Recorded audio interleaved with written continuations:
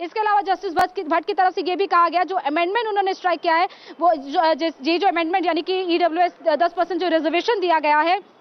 वो जो equality code है उसका दिल है और वो कॉन्स्टिट्यूशन का कोर है, कॉन्स्टिट्यूशन की सोल है। इसीलिए ये ईडब्ल्यूएस रिजर्वेशन नहीं होना चाहिए, ये जस्टिस रविंद्र भट्ट की तरफ से कहा गया। इसके अलावा उन्होंने सिन्हो कमीशन का हवाला दिया, जिसमें उन्होंने ये कहा कि जिसको इसलिए सेटअप किया गया था ये डिटरमिन करने के लिए कि इकोनॉमिकल बैकवर्डनेस है और ये बेसिस था सेंसस ऑफ 2001 यानी कि 2001 में जब सिन्हो कमीशन सेटअप किया गया था तो वो इसलिए सेटअप किया गया था ताकि जो इकोनॉमिकली रूप से बैकवर्ड लोग हैं उनको अलग किया, उनको देखा जा सके कि आखिर कौन कौन ऐसे लोग हैं जो इकोनॉमिकल रूप से बैकवर्ड है। और वो कहता है यानी कि ये 2001 के सेंसस 2001 की जो जनसंख्या की गणना हुई थी, उसमें ये बताया गया कि 38% ऐसे लोग हैं जो कि एससी पॉपुलेशन है एंड जो 48% है जो एसटी पॉपुलेशन है उसमें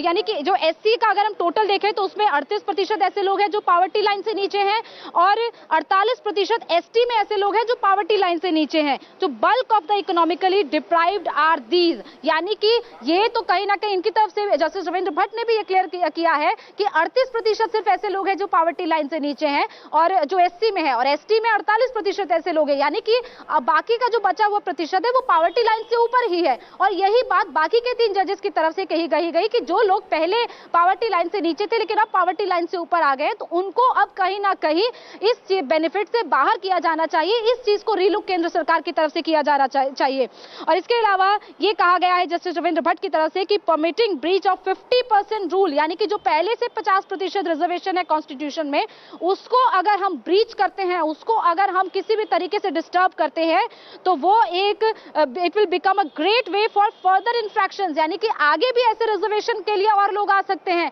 अभी ईडब्ल्यूएस को 10% रिजर्वेशन दिया जा रहा है, इसी तरीके से बाकी और लोग भी आ सकते हैं जो कि ऐसी कैटेगरी में होंगे जो कि पावर्टी लाइन से अपने आप को नीचे बता रहे होंगे या फिर ऐसा कोई सेक्शन होगा जो अपने आप के लिए रिजर्वेशन मांगेगा, तो वो लोग भी आगे आ सकते हैं। ये जस्टिस रविंद्र भट्ट की तरफ से कहा गया। इसके अलावा उनकी तरफ से ये कहा गया जिससे कि जो कंपार्टमेंटलाइजेशन है वो खराब होगा। इसके अलावा जो रूल है ऑफ रिजर्वेशन वो बन जाएगा, will become the right to equality and will take us back to the Champakam Dorairajan since equality was to be a temporary aspect. अब इसके अलावा बात करते हैं जस्टिस रविंद्र भट्ट की और क्योंकि जस्टिस रविंद्र भट्ट का जो जजमेंट है वो सबसे लंबा जजमेंट था और उन्होंने ही इसके खिलाफ जजमेंट दिया ईडब्ल्यूएस के। जस्टिस सीजेआई यू ललित ने भी उनके फेवर में ही कहा, यानी कि 3:2 से ये जजमेंट है। जस्टिस भट्ट की तरफ से ये कहा गया कि जो आइडिया है फ्रेटर्निटी का वो इसीलिए किया गया था कि आप हर सदस्य जो सोसाइटी का है उसकी आप आत्मा को जगाएं और ऐसा जो प्रोग्रेस है वो आप इस तरीके से यूनिफिकेशन में जो सेपरेशन आप कर रहे हैं उससे नहीं हो सकता है, उससे आप इस चीज को अचीव नहीं कर सकते हैं। इसीलिए उन्होंने स्वामी विवेकानंद की एक कोट को उन्होंने उसका हवाला दिया है। तो ये कुल मिला के वो पूरा